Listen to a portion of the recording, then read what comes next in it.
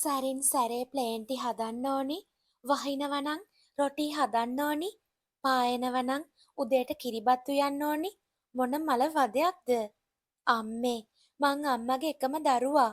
මෙච්චර ලස්සන කොල්ලෙක් අම්මා වදයක් කියලා හිතනවද? ඔව් ඔව්, ඉක්මනට කසාදයක් කරගන්න ඕනි එච්චරයි. දේවකී ඉක්මනට ලෑස්ති වෙනවකෝ. ඉස්කෝලේ මිස් කෙනෙක් නේද? මේ වැස්සේ තව ගුලි වෙලා නිදාගෙන ඉන්නේ. අද ඉස්කෝලේ යන්නේ නැද්ද? ඉක්මනට ලෑස්ති වෙලා යනවකෝ. තව වෙලාව තියෙනවා අම්මා. තව? තව කොයින්ද බං වෙලාවක්? 7ට කාලයි වෙලාව. ඈ? දේවකී ඉක්මනට ඇඳෙන් පැනලා වොෂ්රූම් එකට දිව්වා. අම්මපා, අද හෙට කසාද බැඳලා ගියාම තේරෙයි. මං කොච්චර කියනවද? උදේම නැගිටින්න උයා ගන්න කියලා. කසාද බැඳලා ගියාම මටත් යන්න වෙයි. ආවතේව කරන්න. අනේ අම්මේ කෑ ගහන්න නැතුව ඉන්නකෝ. මං ඉක්මනට ලෑස්ති වෙනකල්.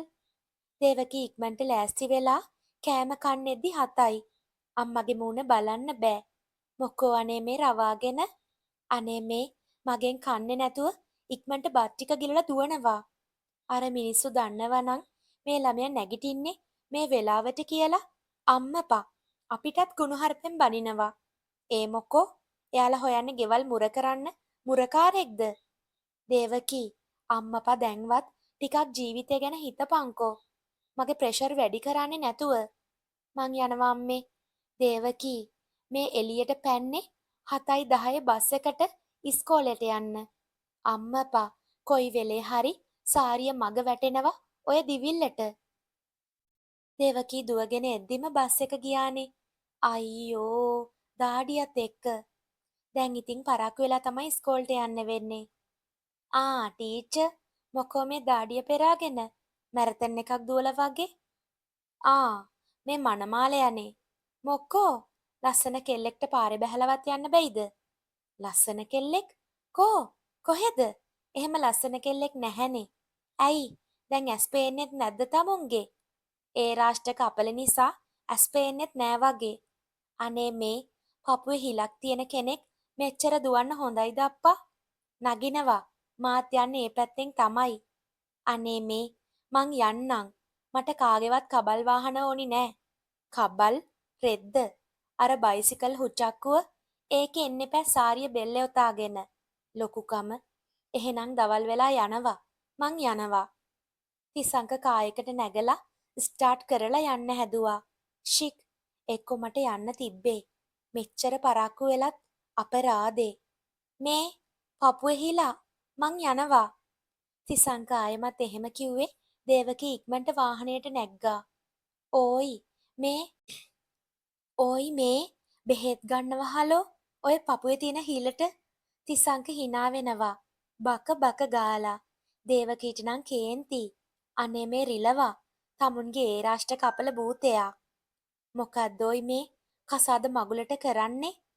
මාත් දන්නේ නෑ ඕයි. එක්ක මං තමුසෙව බඳිනවා. කොහොමත් මේ සැරේ අපේ අම්මා එහා ගමේ මංගලිකට හරි මාව බන්දලා දානවා කියලා කිව්වා. එහෙමද? පුතාව එච්චරටම අම්මට එපා වෙලා. මේ පපුවේ හිලා තමුසගේ නරක පුරුදු මොනවද? මං පාන්දරම නැගිටින්නේ නෑ. උයන්න දන්නේ නෑ. ගෙදර අස් කරගන්නෙත් නෑ. සේරම අම්මට කියලා තමයි කරගන්නේ. අපෝ, තමුස ගෑනු ළමෙක් දෝයි. තිසංක කිව්වේ ආයෙමත් hina වෙලා. අනේ මේ රිලවා.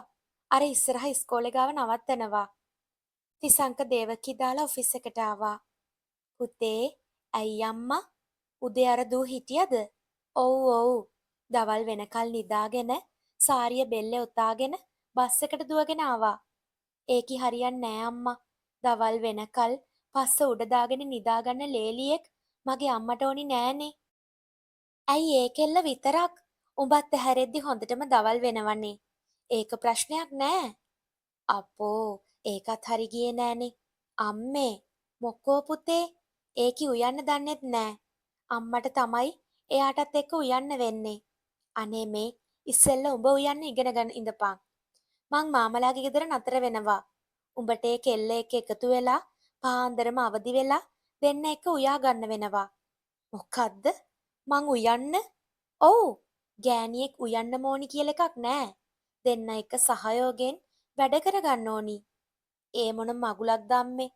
මෙච්චර දවසක් අම්මා උයලා දීලා මන් මගේ පාඩුවේ දවල් වෙනකල් නිදාගෙන කොහොම හරි ලෑස්ති වෙලා වැඩට ගිහින් ජීවත් වුණානේ. මං කොහොමද අප්පා උදේ නැගිටින්නේ? උයන්නේ? සැක්. පුතේ, ඕවා ටික දවසක් යද්දි හරියයි. යකෝ, උඹ මෙච්චර බයද බං ගෑනුන්ට? ලැජ්ජා වෙබෑ. අම්මා hina වුණේ කින්ඩියට. පුතේ, දෙපැත්තෙම වෙලාවල් බලලා ඔන්න ලබන මාසේ 25 මගුලට දින දාගත්තා. එච්චර ඉක්මනට? ඔව්. අනේ අම්මේ, තව අවුරුද්දක් දෙකක්වත් කල් දාමුකෝ.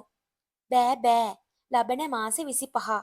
අම්මගේ තීරණය අවසානම තීරණය වෙද්දි තිසංකට කරන්න දෙයක් තිබ්බේ නෑ. අර කටුස්සී මොකෙක් එක්කවත් ගියොත් හොඳයි. එහෙම වුණොත් නං මං නිදහස්. ඒකි කසාද බැඳගත්තොත් නං මගේ ජීවිතේ එහෙම්මම ඉවරයි. බටකොළ ආච්චි වගේ ඒකිගේ රෙස්පට් එක බල බල තමයි මට ඉන්න වෙන්නේ. ඉතින් යාළුවනේ, මේ කතාවේ තවත් කොටසකින් මං හෙට එන්නම්.